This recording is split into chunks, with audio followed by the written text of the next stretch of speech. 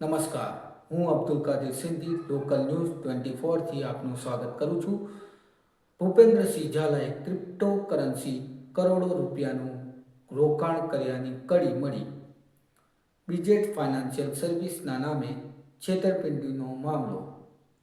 બીજેટ financial service અને ભૂપેન્દ્રસિંહ ઝાલાના નજીકના લોકોના નામે કરાયેલા રોકાણની માહિતી મેળવવા માટે 33 જિલ્લાઓની સબ રજિસ્ટ્રાર કચેરીઓમાં પણ તપાસ કરાશે.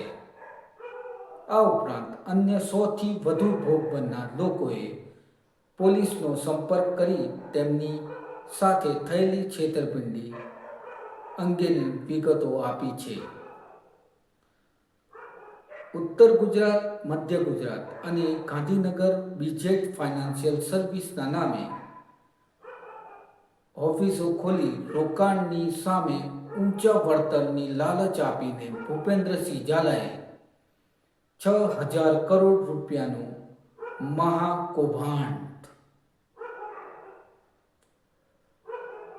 પોલીસના 10થી વધુ કર્મચારીઓની ટીમે ભૂપેન્દ્રસિંહ ઝાલાના વિવિધ ઓફિસોમાં નોકરી કરતા યુવક અને યુવતીઓના નિવેદન નોંધવાની કામગીરી શરૂ કરી છે.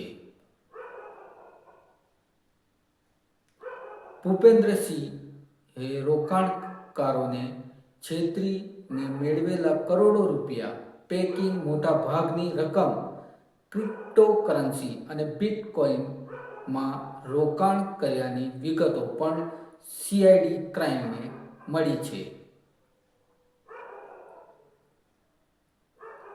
આ ઉપરાંત બીજેટ ગ્રુપ નામે ભૂપેન્દ્રસિંહ ઝાલાએ અબજો રૂપિયાની મિલકતો ખરીદી હોવાની વિગતો તપાસ માટે પોલીસના 33 જેટલા જિલ્લાઓ સબ રજિસ્ટ્રાર ઓફિસ તપાસ આરંભી છે. સૂત્રોના જણાવ્યા મુજબ ભૂપેન્દ્રસિંહે મોડાસાના લીંભોઈ ગામમાં 3 કરોડ રૂપિયાની ફાર્મ હાઉસ બનાવ્યું છે.